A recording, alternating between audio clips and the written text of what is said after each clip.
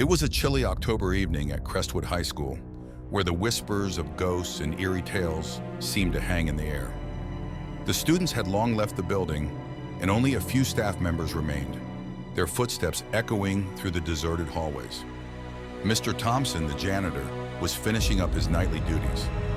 As he swept the dimly lit corridors, he heard a faint, rhythmic tapping coming from the direction of the old science lab. Curiosity piqued. He followed the sound, his heart pounding in his chest. The science lab had been abandoned for years, ever since a tragic accident had claimed the life of a promising student. The door creaked as Mr. Thompson pushed it open, and the tapping grew louder, almost deafening. The room was cold and the air felt thick with a sense of foreboding. In the center of the lab, a single desk lamp flickered, casting long, dancing shadows on the walls. Mr. Thompson's eyes widened in horror as he saw the source of the tapping.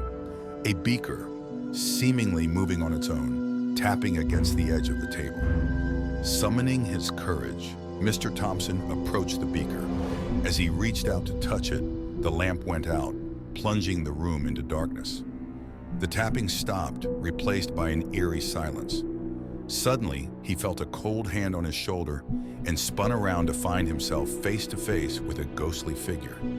It was the ghost of the student, her eyes hollow and sorrowful. She opened her mouth to speak, but no words came out. Instead, she pointed to the corner of the room where a dusty old notebook lay. Mr. Thompson picked it up, his hands trembling.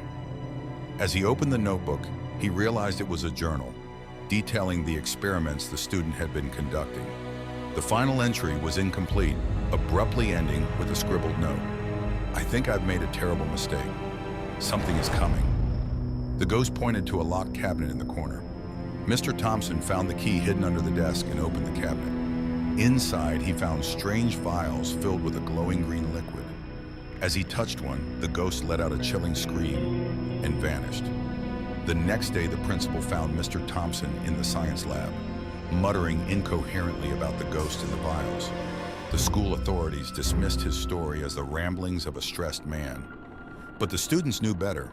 The tale of the ghostly science lab spread like wildfire, and no one dared to enter it after dark.